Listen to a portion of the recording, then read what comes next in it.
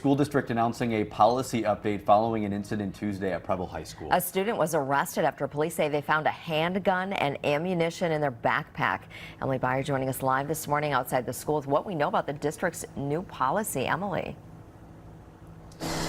Yeah, good morning, Emerson and Tammy. Yeah, last night parents were emailed about this new policy that'll go into effect on September 22nd. All middle and high school students will need to have a bag or a tote similar to this. It will need to be clear and colorless. This new policy will go into effect again after that incident on Tuesday.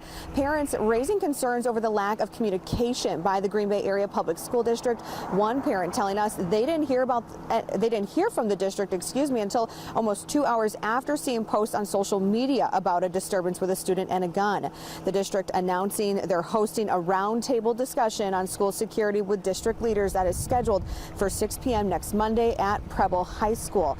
A message to students and parents from the district about these changes reads in part, quote, "As a district, we are committed to continuous improvement and regularly review our safety and security policies and procedures to improve. In addition, we know that more must be done to keep students safe," end quote. Now, Superintendent Vicki Byer will join Green Bay Police Chief Chris Davis for a press conference on school safety that'll be happening later today at 2 p.m. Of course, we'll bring you the very latest details on that when it happens. We'll send it back to you guys.